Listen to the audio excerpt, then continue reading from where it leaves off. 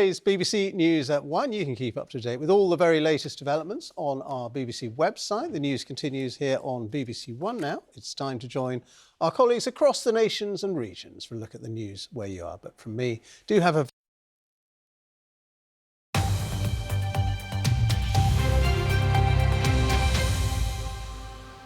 Hello there, good afternoon.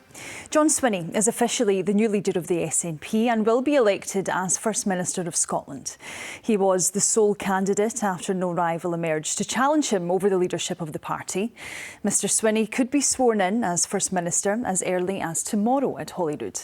Well, our political correspondent David Henderson joins us now to talk us through these developments. And David, John Swinney taking the reins of the SNP for a second time then?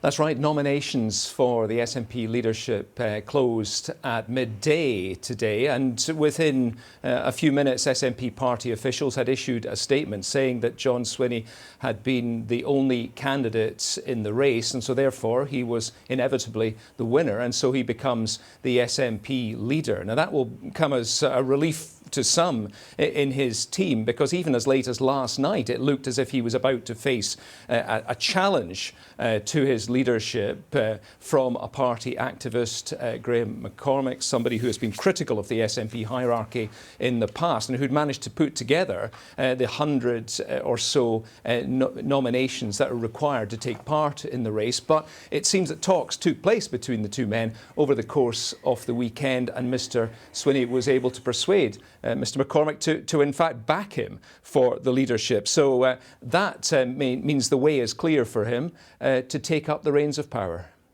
I'm extremely pleased for John himself, but I'm also very pleased for the party. This will be well received across the party. And I also think it's good for the country, because I think the ability that John has, given his long experience, to draw the Parliament together to make sure we can get budgets through and win votes, and also to increase support across the country for the government, I think is extremely important. So I think this will be a very popular election of a very popular individual. I really hope that he governs for the whole of Scotland. This is a crucial time for our country, and it will be vitally important that our Parliament focuses on the real issues that affects people up and down the country. The early signs are not good. John Swinney's own campaign slogan was Uniting for Independence. I think the focus has to be on improving our public services, on growing our economy, on creating more jobs here in Scotland. So we will hold John Swinney to account. We will hold his government to account, just as we did with Humza Yousaf and Nicola Sturgeon. So, David, what happens now then?